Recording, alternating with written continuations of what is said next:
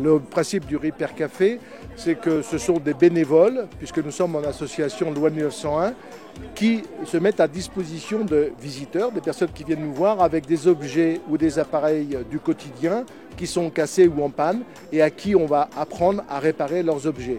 Donc nous sommes dans une démarche pédagogique où il y a un apprentissage de la réparation.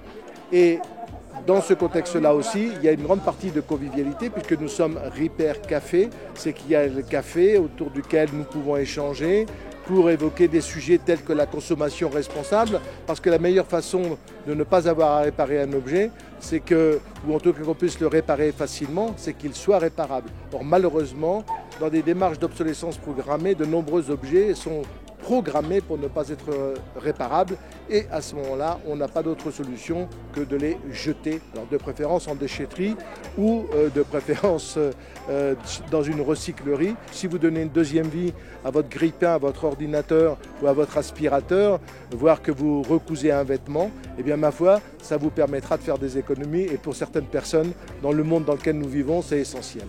Et dans la mesure où vous apprenez à réparer, il faut que vous soyez présent pour regarder comment les réparateurs font. Et ils sont dans la solidarité par rapport à vous. Ils vont vous montrer comment ça se démonte, comment on peut se ressouder, etc.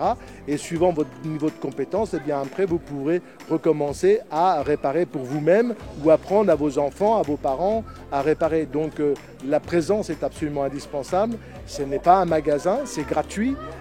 Mais il faut rester pour apprendre. C'est ça la logique de l'opération.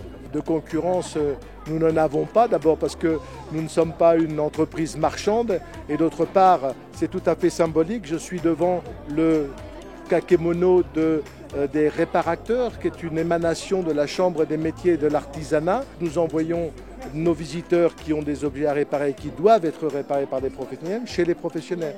Nous favorisons le principe même de réparation, donc il va de soi que dans la mesure où nous faisons la promotion de la réparation, eh bien c'est très bon pour les réparateurs professionnels. C'est une complémentarité bien comprise et que j'apprécie. Moi j'ai une phrase que j'aime beaucoup, c'est les hommes construisent trop de murs et pas assez de ponts. Eh bien nous avons construit des ponts avec la Chambre des métiers de l'artisanat et on s'en félicite. Nous ne sommes pas en concurrence avec les professionnels.